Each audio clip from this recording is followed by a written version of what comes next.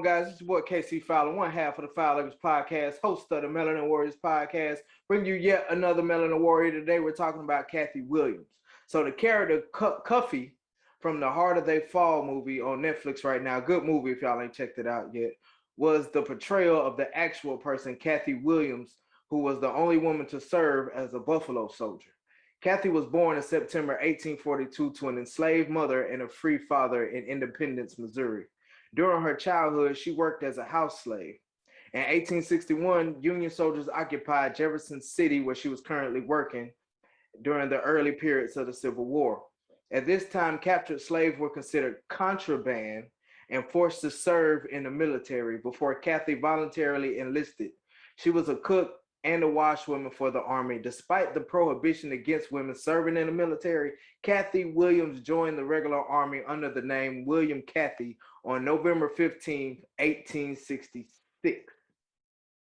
She enlisted for 3 years, passing herself off as a man, which is, it's really dope because she really wanted to do this to the point she just changed her name up a little bit and, wanted to serve in the Army. So she did what she had to do.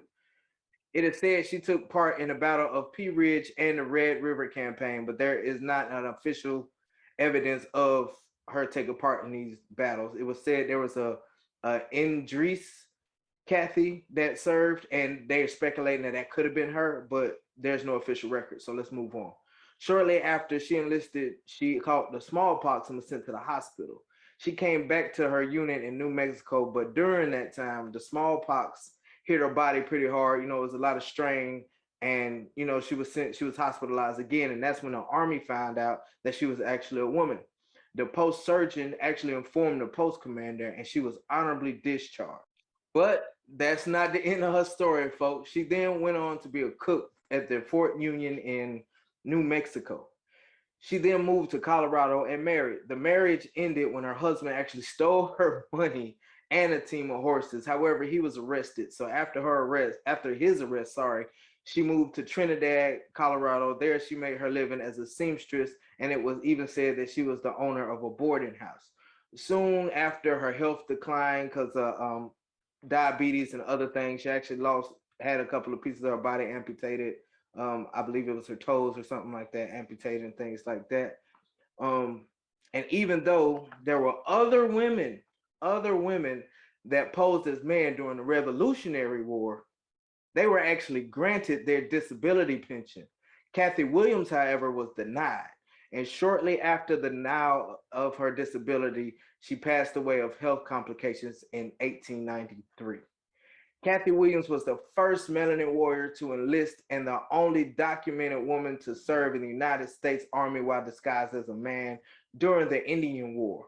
She was the only female Buffalo soldier ever. And despite prohibition of women serving in the Army and the limited roles Melanin people were allowed to play at this time, Cathy Williams went above and beyond for a cause that she herself believed in, regardless of the consequences of her pretending to be a man to join the regular Army. So that's another episode of Melanin Warriors, guys. It's your boy, KC Fowler, one half of the Fowlers podcast, host of the Melanin Warriors podcast. Make sure you like, subscribe, share on YouTube. Check out the audio version of the Melanin Warriors podcast on Anchor, Google Play, Apple Podcasts, Spotify, all that good stuff. And remember, if you don't stand for something, you're going to fall for anything. It's your boy.